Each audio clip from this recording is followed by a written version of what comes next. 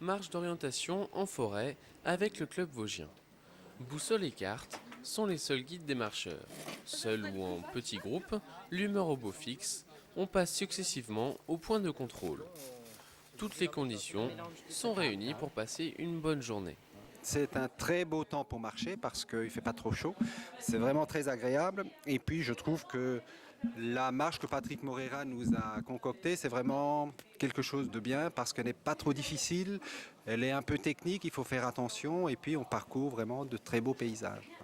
3 catégories de marcheurs, du débutant à l'élite, se retrouvent au chalet du Wintersberg pour faire le bilan.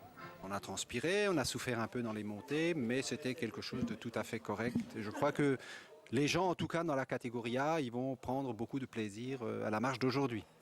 On récompense les meilleurs marcheurs, mais l'esprit reste très familial.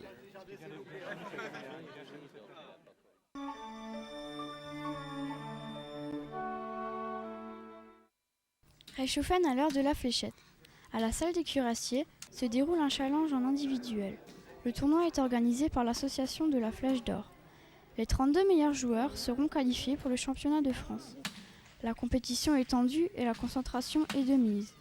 Et donc quelque chose de rien du tout, un petit bruit peut nous sortir complètement du jeu et perdre un match bêtement, quoi, et passer le jour et la nuit, quoi. On peut taper les triples à gogo, quoi, et tout d'un coup, hop, plus rien. Pourquoi ? Parce qu'on sort du jeu, il faut rester très très concentré, c'est un jeu de concentration, quoi. Les règles sont strictes, tant pour la distance de tir que pour l'équipement. Le maximum autorisé, c'est de 18 grammes. Donc les fléchettes n'ont pas le droit de dépasser 18 grammes, qu'elles soient longues, courtes. L'association participe également à des rencontres par équipe. L'une d'elles accédant à la première division cette année. Un classement prometteur pour l'avenir de la discipline dans la commune.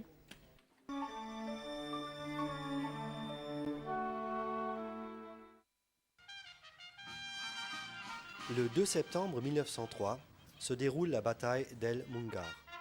113 légionnaires de la 22e compagnie montée du 2e régiment étranger combattent contre des dissidents marocains.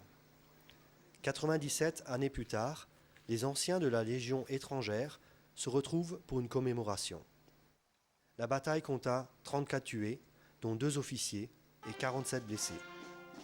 Un souvenir impérissable, appuyé par des hymnes chers au cœur des légionnaires.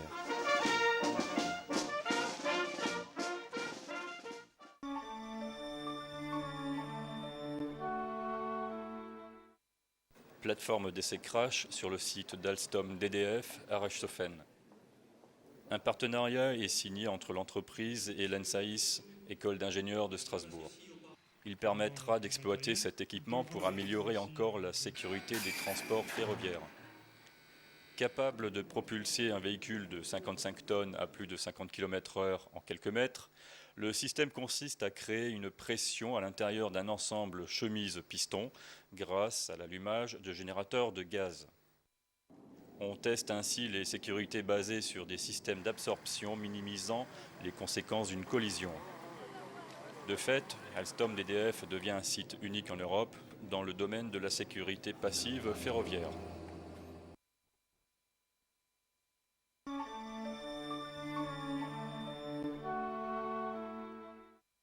À Utenhofen, on prépare ardemment le Mesti. Une troupe d'une vingtaine d'enfants répète pour un mini playback show, une activité qui visiblement plaît à tous. C'est aussi pour montrer que dans un petit village, on arrive aussi à faire quelque chose et que si on s'occupe un peu des enfants, on obtient pas mal de choses. Musique de tous horizons, chorégraphie et costumes, l'ensemble s'organise pour que le grand jour sous le chapiteau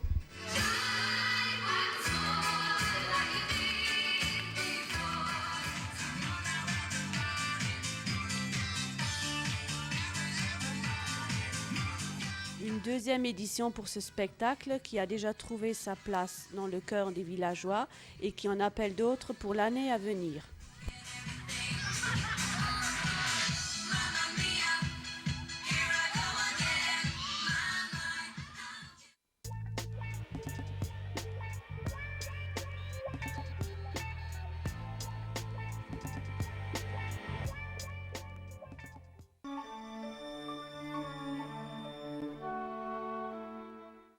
Nous avons comme volonté, comme souhait, et je dirais aussi comme obligation, d'être le plus pluridisciplinaire possible. C'est-à-dire que dans notre programmation de spectacles vivants, on va y retrouver aussi bien du théâtre contemporain que du théâtre classique, que de la danse, que de la musique, que du cirque, que de l'humour. Donc toute une palette de spectacles, il y en a 14 cette année sur notre programmation et mis à notre abonnement, donc qui vont essayer de montrer, de faire partager, et ce que nous faisons depuis bientôt 7 ans, faire partager aux gens ce que c'est que la création culturelle contemporaine, ce que c'est que le spectacle vivant en France à l'heure actuelle.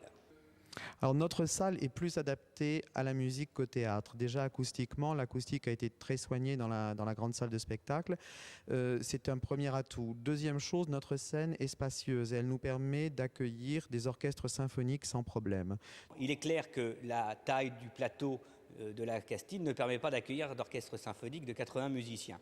Donc c'est vrai aussi qu'avec Denis Lecoq de l'Arc, nous essayons, entre guillemets, de nous partager ce genre de registre, et les spectacles musicaux importants ont lieu plus facilement à l'Arc qu'à la Castine, ce qui fait d'ailleurs que, comme nos abonnements ont quelques spectacles en commun de cette saison, les spectacles musicaux de l'abonnement de la Castine se déroule à l'Arc. Non, il n'y a pas de guerre du tout, au contraire, puisque nous venons de faire une ouverture de saison en commun.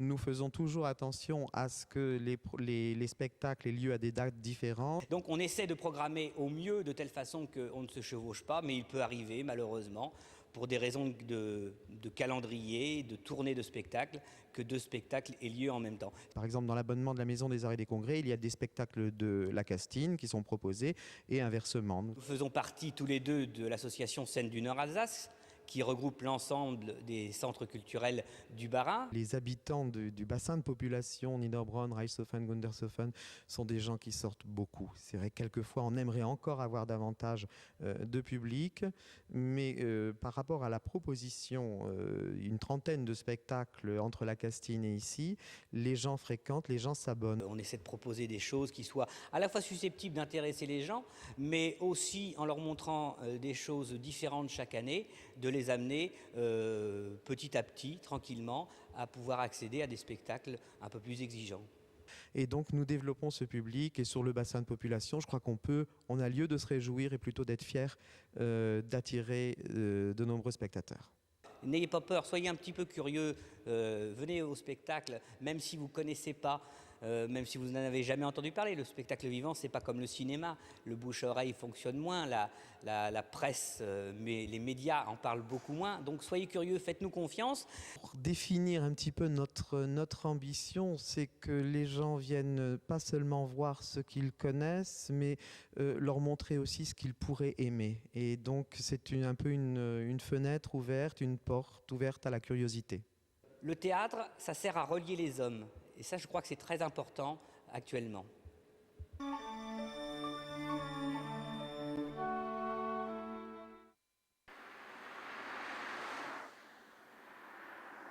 Nous sommes ici au centre de tir de Niederbronn-les-Bains, dans la vallée du Dittental, où nous pratiquons le tir sportif de compétition et le tir de loisir. Alors les disciplines sont ouvertes à tout un chacun qui a envie de s'exercer, de s'entraîner. Nous pratiquons le tir à la carabine 50 mètres, à la carabine donc au plomb sur 10 mètres, le tir au pistolet 25 mètres, le ball-trap, le tir de chasse que nous organisons également tous les ans, où les chasseurs viennent déjà pour s'entraîner, pour régler leur fusil et pour faire un petit concours qui s'appelle le concours du tir de chasse, qui est parrainé par un challenge. Le tir, c'est une discipline qui déstresse actuellement. Il y a de plus en plus d'adeptes pour ce genre de sport. C'est grâce à un concours que j'ai découvert le tir et je viens parce que ça me plaît tout simplement. Donc on les prend à partir de 8 ans et ensuite, pas de problème. On prend après à n'importe quel âge, puisqu'on peut s'y intéresser à n'importe quel âge. Alors au niveau de l'entraînement, on a les bases tout d'abord. Bon, je parle pour les plus jeunes pour commencer. C'est tout ce qui concerne le 10 mètres. Ils ne vont pas se mettre à tirer le 50 mètres tout de suite, puisque 50 mètres c'est quand même une veine de long rifle. Là, on les informe tranquillement, doucement, avec une certaine discipline quand même, ce qui est très important. Ici, vous voyez plusieurs ustensiles utilisés par les plus jeunes. Vous avez cet exemple-là. Ce sont les contrepoids. Le contrepoids, c'est-à-dire une arme pèse quand même entre 4 et 5 kg, donc 4 kg 2 en règle générale. Et donc, ça aide les gamins, les plus jeunes, à maintenir la carabine. Et pour les débutants, il y a autre chose. Vous avez une potence qui aide aux plus jeunes à apprendre, à débuter, vraiment. Et ce sont les catégories poussins qui utilisent ces engins-là, surtout pour travailler la visée et le lâcher. Nous avons déjà eu de grands champions que je pourrais déjà vous citer, ne serait-ce que Michel Bury a fait ses premiers pas du tir à Niederbronn, et suivi par après par des tireurs de grand talent, les Krum Freddy, Knorr Alain, Menges Michel, enfin toute une série de tireurs qui ont participé au niveau national et même international. Alors nous organisons tous les ans un tournoi intersociété qui rassemble une bonne centaine de clubs qui se créent sur Niederbronn, et on fait ça sur une journée et demie avec un grand succès tous les ans. Les tireurs, c'est une grande famille. Bon, il y a tout le temps, qui dit tir, dit compétition. Il faut tout le temps un vainqueur, mais entre membres du club, c'est de la très bonne camaraderie, vraiment des amis, des copains. Il n'y a pas de tiraillement de ce côté-ci. Il faut venir essayer, quoi. Vous verrez par vous-même que, en fait, c'est une jouissance dans l'immobilité. Vous pouvez vous défouler complètement, mais en ne bougeant absolument pas. Là, vous avez quelques exemples ici, d'ailleurs, de tireurs extrêmement nerveux. Et quand ils sont ici, ils sont quand même très calmes. Les infrastructures sont là, on attend que les tireurs et les champions.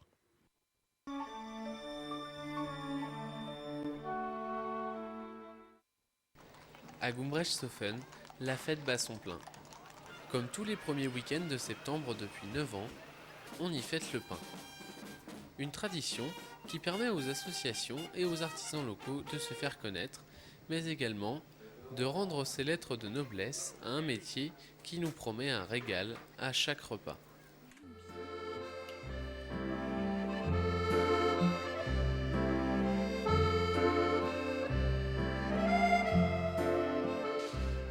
La boulangerie Berger existe depuis 1885, depuis 4 générations, de père en fils. Tout petit, j'étais à côté de mon père en train de peser des pâtes ou de façonner des petits pains au chocolat. C'est une habitude, disons, de commencer le matin de bonne heure. Ce matin, on a commencé vers 3h. Vers 3h, mais avec les années, on est habitué à ce rythme, quoi.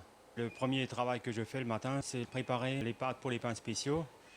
Chaque jour, on fait 5-6 sortes de pains spéciaux, plus les petits pains au lait.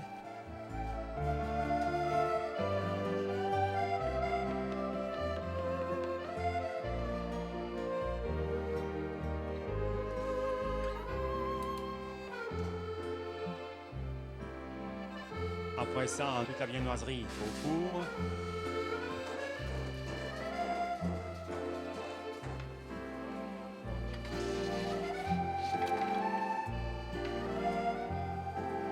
Après, nous faisons et divisons les pains spéciaux et nous les façonnons, quoi.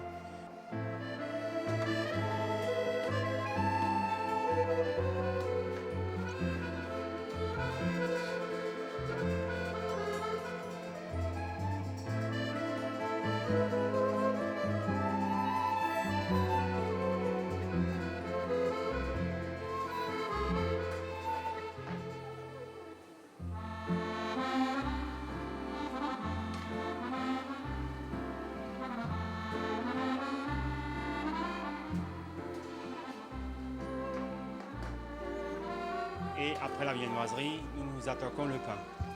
La pâte se compose bien sûr de la farine, l'eau, le sel et la levure.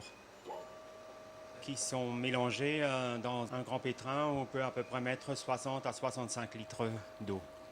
Et puis on est livré par les Grands Moulins de Strasbourg qui livrent la farine dans notre silo.